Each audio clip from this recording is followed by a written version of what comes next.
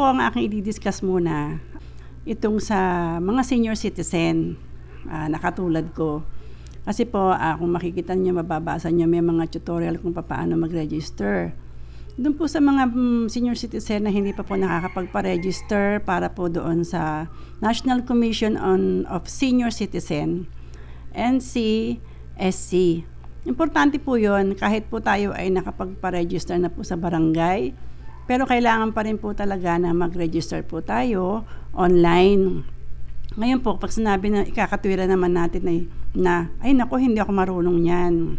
Halos lahat naman po tayo ng mga kahit senior citizen, mga bata, meron po tayong cellphone. Paturo po tayo sa ating mga anak o kaya po ay sa ating mga apo na madali lang naman po siyang sundan. Meron po mga YouTube tutorial po na ipapakita din po sa atin step by step. Ang inyo pong lingkod ay nakapagpa-register na noong nakaraang pang February.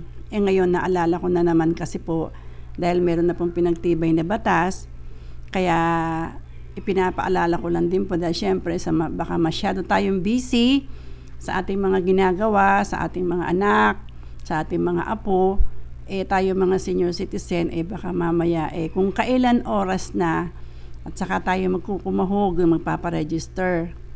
Sa ngayon po ay nasa mahigit ng 2 milyon ang nakapagparegister ng mga senior citizen.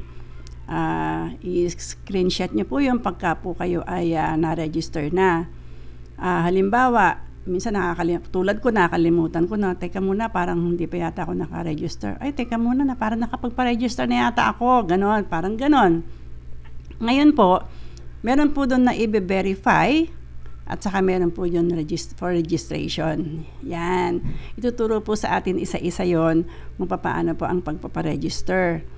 So, kung hindi po natin masusundan yun na kaagad, magpaturo po tayo sa ating mga anak or apo para po makapagpa-register tayo.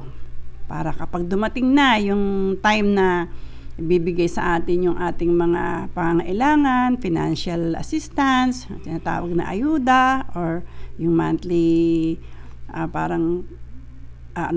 pension from the government, ay meron na po tayo. Hindi po tayo magkukumahog na doon tayo magtatanong, bakit hindi ko alam yan. Sana po ay gawan na po natin ng paraan ngayon pa lang hanggat maaga. Baka po kasi yan ay masimulan itong 2024. Lahat naman tayo dumaan sa hirap. Kasi sa pagkakaalam ko, kapag sinabing senior citizen, 60 pataas. Yun ang senior.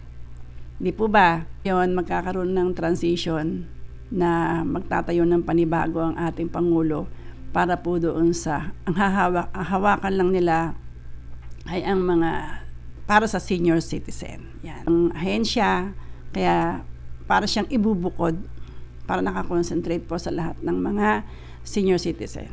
Pero hindi ko lang pumapalampas dahil nakita ko to na tuturo din po doon sa may YouTube. Pasok lang po kayo doon sa www.ncsc.gov.ph.